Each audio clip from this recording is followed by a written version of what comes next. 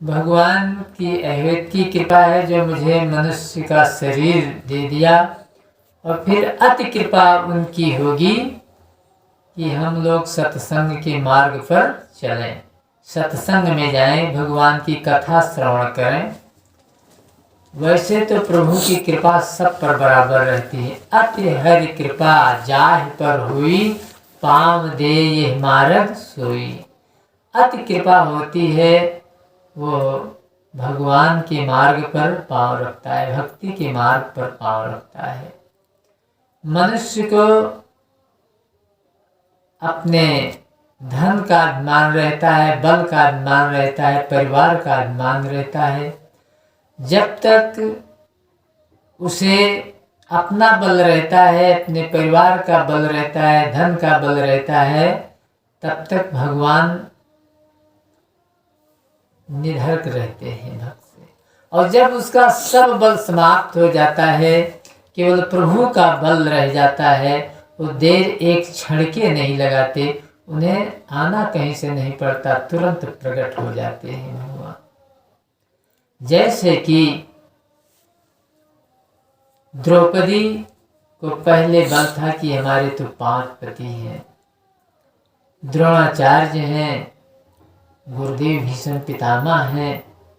जब तक इनका बल था तब तक कन्हैया नहीं आए, और जब इन सब का बल समाप्त हो गया, भगवान का ध्यान किया, तैसे भगवान प्रकट हो गए। देखिए, पांव संभला न गलत राह में पड़ जाता है, आदमी बेतुकी संगत से बिगड़ जाता है। धर्म के अंश होते हुए भी युधिष्ठिर जुआ खेलने के लिए तैयार हो गए। जुआ नहीं खेलना चाहिए, लेकिन उन्होंने अपने दादा की आज्ञा का पालन किया, धृतराष्ट्र की आज्ञा का पालन करके जुए पे कदम रखा। तो एक तो गलती हुई कि जो उन्होंने जुआ में सम्मिलित हुए। फिर दूसरी गलती ये हुई कि अपना ही धन लगाया था, ठीक था, भाइयों का भी धन लगा दिया। तीसरी गलती, अपना स्वयं हार गए, फिर भाइयों को भी हार गए। फिर गलती किया कि द्रौपदी को भी दांव पर लगा दिया।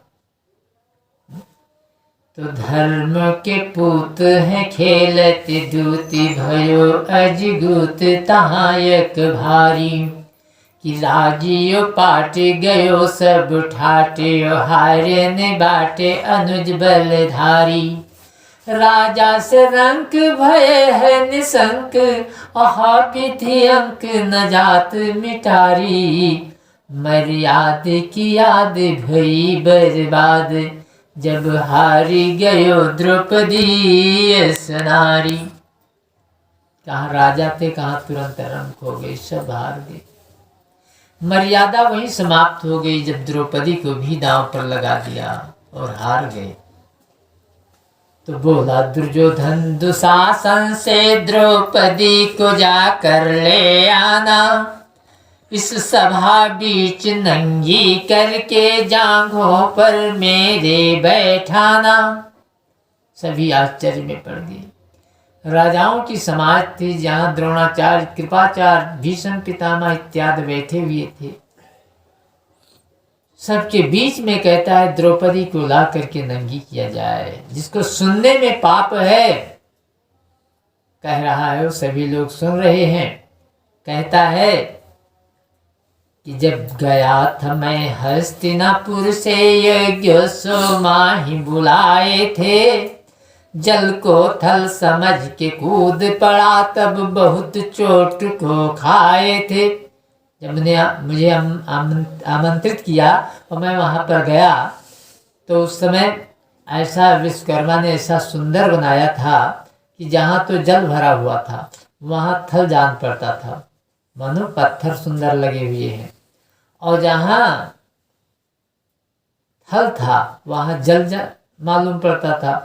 तो जहाँ तो थल था वहाँ धोती उठा करके धीरे धीरे पांव रखते हुए जा रहा है, और जहाँ जल था वहाँ थल समझ करके गिर गया जन्म से। उस समय कहा जाता है कि द्रौपदी महल के ऊपर थी, वहाँ से मुस्काई और कहा कि अंधे के अंधे ही होते हैं। वैसे भागवत में तो लिखा है सभी हंस पड़े, जो लोग वहाँ थे वो सभी हंसने लगे। तो कह रहा है कि जब गया था मैं हस्तिनापुर से, यज्ञ सो माही बुलाए थे, जल को थल समझ के कूद पड़ा, तब बहुत चोट को खाए थे। उस समय द्रौपदी ऊंचे अटार निहार रही, किलकार हंसी फूली न समाई, और अंधे के कोखो भयो है अंध की बुद्धि के मंद हमें बतलाई, और तब प्रण की निरहा अपमान के, और ताही को सोच विचारत भाई, और द्रौपदी लाज को लूटब आज की पाछिल काज की अवसर आई। तभी मैंने प्रतिज्ञा किया था कि द्रौपदी की लज्जा अवश्य लूटूंगा। उसी के लिए ये तो जुआ खेलना एक बहाना था।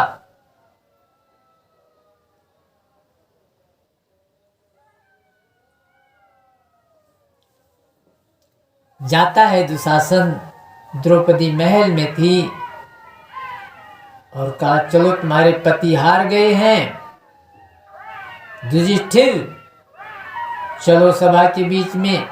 द्रौपदी ने कहा ये बोलो पहले स्वयं को हार गए हैं, उसके बाद में मुझे दांव पर लगाया कि पहले मुझे दांव पर लगा दिया। कहा नहीं, पहले अपना हार गए, भाइयों को फिर हार गए, धन सब हार गए। कहा जब वो अपना स्वयं हार गए, अपना नहीं रह गए, दूसरे के हो गए, तो हमें हारने वाले कौन होते हैं। दूसरी बात मैं 5 की थी, तो 5 के धन को अकेले कैसे हार गए, उत्तर नहीं दे पाया। फिर क्या करता है, अरे केस पकड़ कर घसीटत लावत, द्रौपदी आज भई ठग मारी, भीषम द्रोण कृपा को है देख, भई उर्माही दिलासा भारी। भीषम पितामह द्रोणाचार्य कृपाचार्य को देखती है तो सोच रही है द्रौपदी की मेरी बेइज्जती नहीं होने पाएगी। लाय घसीटत पटकत है जब आज सती को सभा के मझारी, तब हो नहीं को बरजत है, तब खेचन लाग दुशासन सारी। द्रौपदी कहती है कि भारी भरोस रहा गुर के, कि भारी भरोस रहा गुर के, गुर से ये पाप सहा नहीं जई है। इतना बड़ा अत्याचार जो सुनने में पाप होता है वो हमारे गुरुदेव के समक्ष नहीं होने पाएगा। तुरंत गुरुदेव डांटेंगे, ये नहीं मानेगा तो धनुष बाण उठा लेंगे। अभी गुरुदेव से जीतने वाला कोई नहीं है। अरे भारी भरोस रहा गुरु के, गुरु से ये पाप सहा नहीं जई है, और इतने पे नहीं माने दुशासन, बाने सरासन ताने उठे हैं, और मन मां सोच ले रहले, अरे गुरु से यह पाप सहा नहीं जई है, उजली पागड़ी बाम थवा पर वह आपन पागड़ उतारी बढ़ी है। लेकिन पीरे पर आई तू काज निभा, निर्बंस नभा तोहरे भगिया मां, और आने के खेती भले उजड़े, हरियाली रहे अपने बगिया मां, और शिष्य बधू की तनो तुहरे, अरे जियत कोयला भरी है मंगिया मां, ना धोवल से छुटी है दगिया, गुरुदेव लगे अगिया पगिया मां।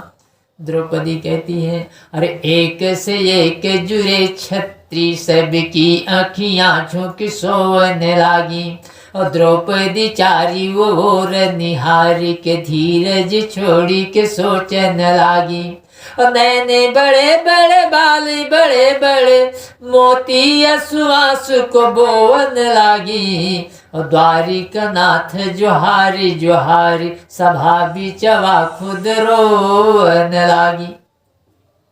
द्रौपदी कहती है कि कहा गया है शास्त्रों में कि त्रिया गुहार हो, बाल गुहार हो या गऊ के ऊपर कष्ट आवे, यहाँ पर नहीं जाने से पाप होता है, लेकिन मेरा गुहार कोई नहीं सुन रहा है, मेरी सहायता कोई नहीं सुन कर रहा है।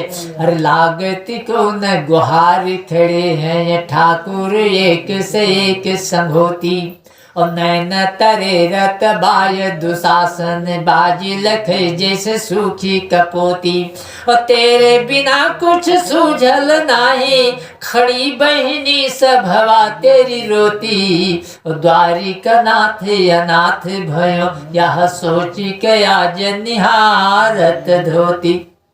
इस पापी को कोई नहीं समझा रहा है कितना बड़ा भारी अत्याचार तू कर रहा है। अरे मोची मरोड़त नैन तरेरत पापी को समझावत नाही, और ताकत बाहम वरिया करी वरिया को ताकत नाही, और सासु जेठानी खड़ी देवरानी दुर्योधन का को छेकत नाही, हे बीरना हमारी वरिया फटहु धोतिया क्यों फेंकत नाही। द्रौपदी सोच रही है कि हमारे ऐसी अभागिनी और संसार में कौन नारी होगी। अरे सोचत हो सुता अपने मन ना हमरे यस नारी अभागी, और जे के लखों ते मूड़ी बनावत आगी में और लगावत आगी, और द्वापर के मुंह काला कर कुरबंश के माथे लगावल दागी, और विदुर के अगवा द्रौपदी तब विदुर काढ़ी के रोन लागी। विदुर ने समझाया कि ये घोर अन्याय हो रहा है, ऐ दुर्योधन ऐसा अन्याय न कीजिए। अपशब्द कह करके सभा से भगा दिया विदुर को। द्रौपदी रो रही है। अरे रीत रजस्व लभाइन बाकी पराय बचाए चले पर छाही, और बेदनवा करी हावम बेधत डोलत कनगोड़वा घराई, और पंचन के मति मारी गई बिरना बहिनी गह के कर छाही, और ऐसे माखी चैसड़िया जब आपन भी पति छुअत नाही। द्रौपदी रो रही है। अरे आवत खींचे यो धावत खींचे की माथ उठाय वनावत खींचे, और कर्ण की ओर लखैला कबो दुर्योधन का गोहरावत खींचे, और आंधर बापू न देख सके विदुरौ कहा मोठ बिरावत खींचे, और पाकली मोछी पितामह के उजरो महाशाही लगावत खींचे। द्रौपदी भगवान कृष्ण की याद कर रही है। भैया ऐसे तुम्हें करना था तो मुझे बहन क्यों बनाया। आते थे तो पहले हमारे ही पास आते थे, बाद में सुभद्रा के महल में जाते थे। ऐसे करे का तू है रहला ना कह हम का बहिनी तू बनाया, और आज से टूटल बारिशता बहिनी कही कही बना गोहराया, और जा तू का मुँह नहीं दिखाइब और तुम हम का न दिखाया, और शंख सुदर्शन चक्र गदा तीनों का आचार नवाए के खाया। आज तक मैं सुनती थी हमारे बीरन भैया कन्हैया के पास चक्र है, उसे छोड़ देते हैं, उसका सर काट करके तुरंत आ जाता है। शंख सुदर्शन चक्र गदा तीनों का अचार नवाए के खाया। जिस गीत में होगा यानी भाई का नाम, उस गीत को मैं नहीं गाऊंगी। अरे बीरन यो बहिनी के स्नेह सनी गीतिया हम गाई बनाही, और भीख मांग खाबे मुँह नैहर सासुर बीच दिखाई बनाही, और गाढ़ सकेत पड़े कितनो, चाहे जितना संकट पड़ेगा मुझे, अरे गाढ़ सकेत पड़े कितनो बीरना तू का गोहराई बनाही, और कह के तू बहिनी पूछी है पर नाम तुहार बताई बनाई। द्रौपदी कहती है जब बहन अपने भाई के ऊपर क्रोध करती है, रूठ जाती है, मचल जाती है, रिसिया जाती है, तो क्या कहती है द्रौपदी? एक क्षण में मानो अपने भाई से विलय ना दे रही, कहती है कन्हैया अरे आज न अबो बचैबो न लाज घेरे अयबो आखिर कहियो जब, और पहले की भांति न आन मिलब नहीं भाव रहे पहले ये संजब, और पानी पीवन का नहीं पूछब और पैर पकड़ कर नाहिन भेटब, और तब हूँ जो ना डुलबो भैया तब जाई के धाई पलंग पर लेटब, और जाबे रिसाय बिरन नैहर से और भूले व के नहीं नैहर जैबे। अब मैं नैहर नहीं जाऊंगा, तुम बड़े होशियार हो, अपना नहीं आओगे अपने पुत्र को भेजोगे, भतीज हमारे आने आएंगे तो मैं दूसरे के यहाँ चली जाऊंगी, उन्हें भोजन के लिए दासी कर जाऊंगी, मैं जहर खा करके मर जाऊंगी, लेकिन मैं द्वारिका नहीं आऊंगी यदि आज नहीं आते हो तो। अरे जाबे रिसाय बिरन नैहर से भूले वो के नहीं नैहर जैबे, और आवे भतीजे जो आनन को तब हूँ अपने घर से टरी जैबे, 2-4 दिना जब जाए टिकी तो भोजन का दासी कर जैबे, और भूल के देव संदेश नहीं हम खाए जहर घर ही मरी जैबे, और एक ही पर धूमन ना रही है अब ही बिटिया बेटवा बहू हुई है।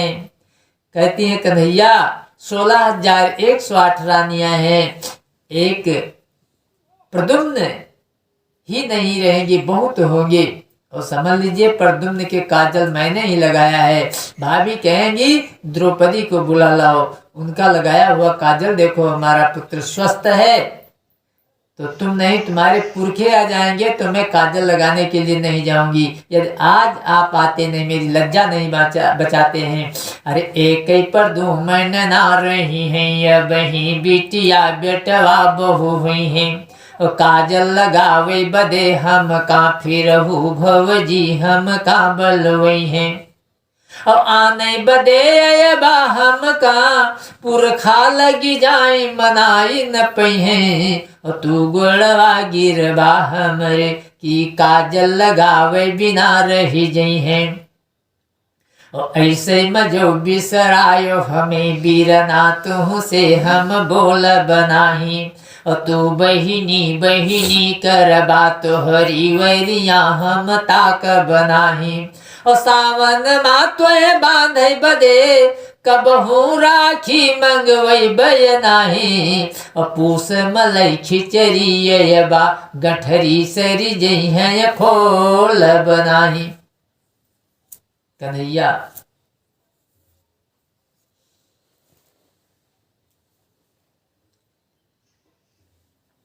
ऐला नहीं है का भयला पगड़ी अब डूबत बाटे पिता की, और बोलब दूर रहा द्रौपदी अब भूल द्वारिका और नता की, और माफ किया कहला सुनना। भाई बहन में झगड़ा भी होता है, ऐसा है कि हो सकता है मैंने कुछ कह भी दिया हो तो उसे माफ करना। अरे माफ किया कहला सुन लायब जीवन केरे की होत विवाह की, और राखी बंधावे बदे हम कहाँ, अब रक्षा बंधन बनाने के लिए मुझे नहीं पाओगे, कौन सी राखी पाओगे? अरे राखी बंधावे बदे हम का पैबा पैबा अब राखी चिता की, राखी बांधने के लिए द्रौपदी नहीं मिलेंगी बल्कि द्रौपदी की चिता की राखी मिलेगी आपको। द्रौपदी रो रही हैं, पुकार कर रही भैया। अरे आंचल आपन थाम हो रही निज वस्त्रन को दो हाथ संभारी, बल अनुरूप सहाय करी तब आखिर में है ये हिम्मत हारी। पहले तो कह रही है, रो रही है, अरे द्वारिकाधीश है भैया मेरे, क्यों बहनी पुकार पे देर लगाए। और आज सभा में पुकार रही सब वीर, धरे धन तीर सुखाए। और वृंदावन अधीश्वर विलंब करी, क्यों काहे को आज हमें बिसराए। और आज सभा में जो लाज गई, तो हे वीर ना का आए ना आए। तो जब देखा द्रौपदी ने कि कोई नहीं सुन रहा है, भैया भी नहीं सुन रहे हैं, तो ऊपर हाथ उठा लिया। द्रौपदी समझ गई ये मेरी इज्जत जाने वाली है। तो कहती है द्रौपदी, पहले तो आंचल आपन थाम रही, निज वस्त्रन को दो हाथ समारी, बल अनुरूप सहाय करी, तब आखिर में है हिम्मत हारी। अब हाथ उठाए कहो ऊपर सर्वत्र हो व्याप्त तुम कृष्ण मुरारी। देखा अब लज्जा नहीं बच पाएगी, तो देखा हाथ उठा करके द्रौपदी कहने लगी, अरे मोहन माधव नंद के नंदन, ये जसुदा सुत कृष्ण मुरारी। गोप सखा ब्रजनाथ ब्रजेश, गोपाल गोविंद गोवर्धन धारी। आय हो किरीट मुकुंद सखा, जय द्रौपदी वीरन की बलिहारी। और सौ सौ दुशासन का करी है, यह कर हरि तू कर बार रखवारी। जय वसुदेव के पूत बलि, जय गाढ़ सहायक वास बिहारी। और शंख गदा तिसरे कर पद्म, चतुर्भुज चक्र सुदर्शन धारी। जय मुरलीधर कंस निकंदन, द्रौपदी वीरन की बलिहारी। और सौ सौ दुशासन का करी है, यह कर हरि तू कर बार रखवारी। तो भगवान के ध्यान में द्रौपदी का जब अंग अंग बेहाल हुआ, दुष्टों का मान हरण करने उस समय कन्हैया लाल हुआ। भगवान जैसे द्रौपदी ऊपर हाथ किया, भगवान के ध्यान में बेहोश हो जाती है। उस समय द्वारिकापुरी में कन्हैया लेटे हुए थे, रुक्मिणी पैर दबा रही थी, जामवंती पंखा झल रही थी, सत्यभामा सर दबा रही थी। सभी यानी इनकी पटरानियां समक्ष थी। कन्हैया एक बार उठते हैं भगे। तो रुक्मिणी ने कहा क्या हुआ? कहा द्रौपदी द्रौपदी द्रौपदी कहते हुए भगे।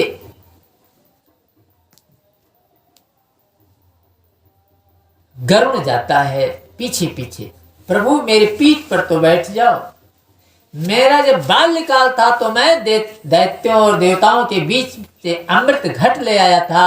अब तो मेरी जवानी है, मुझे बिंता नंदन तब मानिएगा जब मैं द्रौपदी के सामने एक क्षण में आपको पहुंचा दूं। अरे बोले गरुण मेरी पिठी समार भरा, चार पंख मार के आकाश वरवाई दी। और छोट मोट तरई के गिनती करित नहीं, चोचन से मार चांद सूरज हटाए दी। और अमृत के घट बचपन मलियौली, अब तो जवानी बजवनिया दिखाई दे। और बिंतक पूत हमें माने कन्हाई, तब द्रौपदी के आगे क्षण भर में जुटाए दे।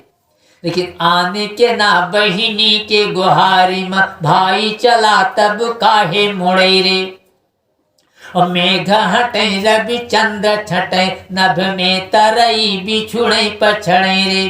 और लोग निहार रहे आसमान में, और तीन विमान समान उड़े रे। नीचे देख रहे हैं सब कि ऊपर आकाश में मानो तीन विमान जा रहा है। आगे भगवान का पीताम्बर लहरा रहा है, बीच में कन्हैया है, पीछे गरुड़ दौड़े जा रहे हैं। अरे लोग निहार रहे आसमान में, तीन विमान समान उड़े रे। और आगे पीताम्बर बीच में कांध, पिछारी बेचारू खगेश उड़े रे। भगवान पहुंच जाते हैं वहां और कहने लगे अरे द्रौपदी आँच न लागय देव तुहे तुहरे बद मैं कुली हूँ सही ले बई। कि आँच न लागय देव तुहें तुहरे बदे हम कुली हम सही लेबै। पूछ ले आस सुहात नबा कि ये चक्र सुदर्शन से कही देबै। धै झक झोरब पुण्य कास नक्षत्रन पाट सबय मही देबै। मेघ छटै रवि चंद्र हटै पर तोर दुलार घटे नहीं देबै। अरे जब लगना आइल मैं रहीली तब लग जे चाह सुड़ावल हासी। और तारू में दांत जमा के करे धरती के करे रखते का पियासी। और भूई उलाटी आकाश गिराई और के बहिनी बनये तो है दासी। अरे बैरी के छाती पे को दो दरब अब ही जीवत बाटे द्वारिका वासी। बहन द्रौपदी अरे मुख से बोलो, आंखें तो खोलो, तुम्हारा भैया कन्हैया आ गया है। द्रौपदी आंख नहीं खोल रही है। भगवान याद दिला रहे हैं, बहन द्रौपदी अरे दुर्वासा की लाज बचाए लई जब नंगे भये जल बीची मझारी। और उंगली से खून की धार चली तब रुक्मिणी कर रही सोच विचारी। बिन सोच विचार जड़ाऊ दार ताही समय निज सारी को फारी। ताही की लाज मरु बहिनी मम ऊपर ब्याजी भयो बहु भारी।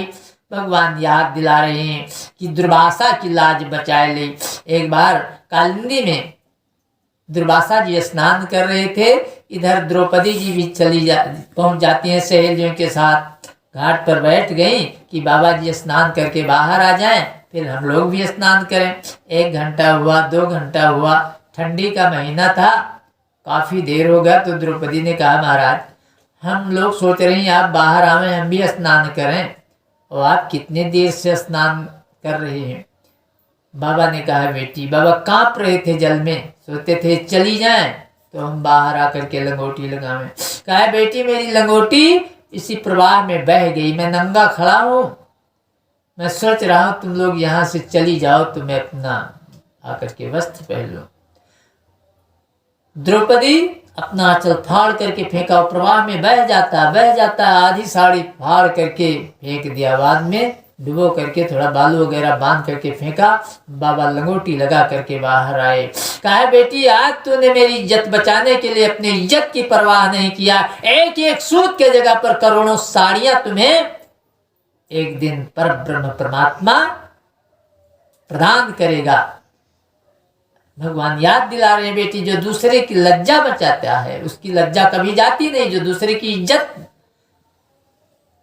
बचाने में सहयोग देता है, बचाता है, उसकी इज्जत कभी नहीं जाती। याद दिला रहे हैं कि दुर्वासा की लाज बचाए लई जब नंगे भये जल बीची मझारी। और उंगली से खूनी की धार चली तब रुक्मिणी कर रही सोची विचारी। हमेशा भगवान द्रौपदी का नाम लिया करते थे।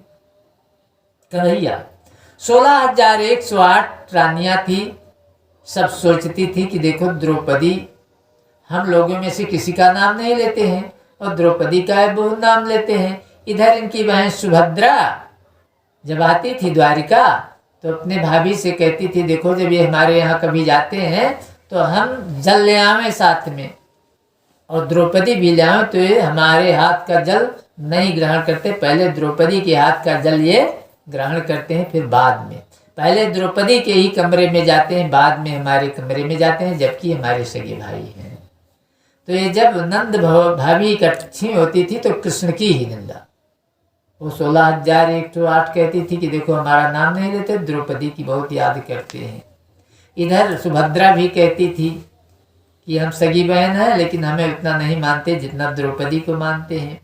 एक दिन की कथा है, सुभद्रा आ रही थी द्वारिका तो द्रौपदी भी चली आई, और संक्रांति का समय था, यानी जिस दिन गन्ना चूहा जाता है, कार्तिक एकादशी का समय था, गन्ना चूहने का उस दिन बड़ा महत्व होता है। तो द्रौपदी और सुभद्रा दोनों पहुंच जाती हैं द्वारकापुरी में। कन्हैया ने सोचा आज मैं भ्रांति मिटा दूं, बहन भी है, 16,108 है। आज इनके अंदर की भ्रांति जो है कि द्रौपदी को बहुत मानते हैं, ये भ्रांति मिटा दो।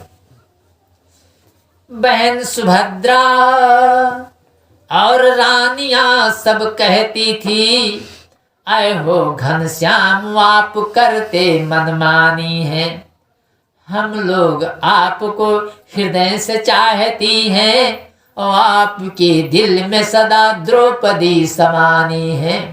तो आई है द्रौपदी द्वारिका सुभद्रा साथ, और संक्रांत में भ्रांति मेटने को कांधने ये ठानी है। और ईख से कटा के हाथ चीख उठे ब्रजनाथ, बहन सुभद्रा और रानियां घबरानी है। देखा, सुभद्रा भी है, द्रौपदी भी है, हमारी 16,108 रानियां भी है। काला थोड़ा सा मैं भी गन्ना चुन लूं। जैसे गन्ना मुंह में लगाए तैसे वो कमल से भी कोमल हाथ वो कट गई, उंगली कट गया, खून निकलने लगा, बहने लगा। कन्हैया लगे रोने चिल्लाने, दर्द हो रहा है, नाटक बनाया। तो रक्त देख झटपट पट रानी पट हेत धाई, कहीं पुराना वस्त्र लाए, 16,108 सब भगी अपने अपने कमरे में गई।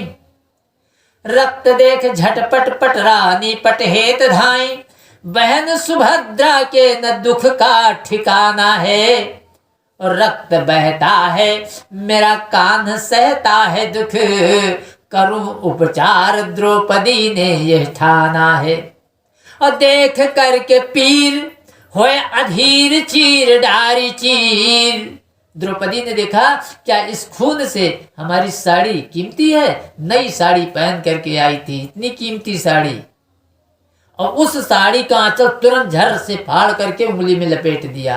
कहाँ रो रहे थे, कहाँ कन्हैया मुस्कुराने लगे। उनका तो नाटक ही है, नटवर नागर नंदा। तो देख करके पीर होए अधीर चीर डारी चीर, और बांधा उंगली में तब मुस्काया कान्हा है। और गले से लगा के कहा, है गले से लगा के कहा, फर्ज को निभाया तूने, और ऋणी हो गया हूँ मुझे कर्ज को चुकाना है। सभी आती हैं, शर्मा गई, कोई अपना साड़ी फाड़ करके बांध सकती थी, सब शर्मा गई। 16,108 रानियां और सुभद्रा भी। द्रौपदी ने अपना साड़ी फाड़ करके तुरंत लपेट दी। भगवान याद दिला रहे हैं, अरे आंखें उघारत को बहिनी, बहिनी के गुहारी म भाई खड़ा बा, और आंचल फाड़ तुही बंधलू, अब ही उंगुरी म निशान बनाबा।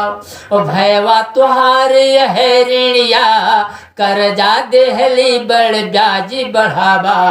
और लाज तुहार हम ब्याजी मराखम, मोर तुहार पराक परावा। बहन द्रौपदी, अरे मुँह से बोलो, आंखें तो खोला, आज की लज्जा तो मैं ब्याज में बचाऊंगा, तुम्हारा मूलधन पड़ा ही रहेगा हमारे पास। तुम्हारे लिए तो मैं द्वारिकापुरी बेच लूंगा, कौन खरीदेगा? कुबेर। दुनिया में जहां जहां साड़ियां बनती हैं सब जगह से साड़ियां मंगा लूंगा।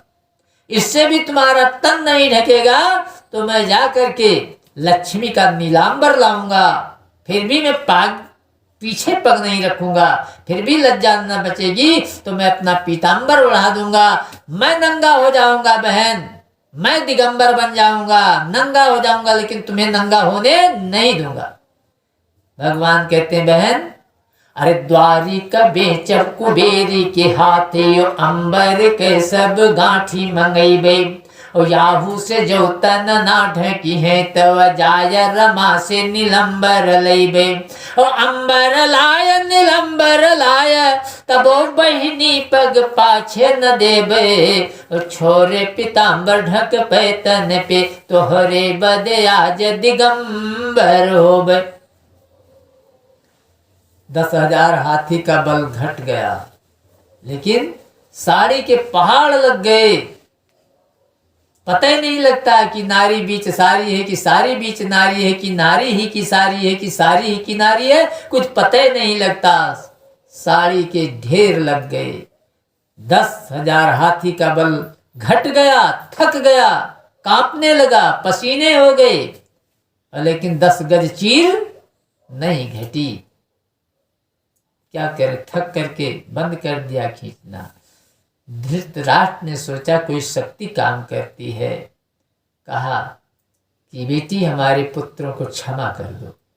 द्रौपदी ने कहा पिताजी क्षमा मैं करूंगी, लेकिन एक शर्त है कि हमारे पतियों को मुक्त कर दीजिए और जीता हुआ राज्य वापस कर दिए। तो जीता हुआ धन सब वापस कर दिया और उनके पतियों को मुक्त कर दिया। बोलिए श्याम रामचंद्र भगवान की जय, राधावर कृष्ण चंद्र जी महाराज की जय।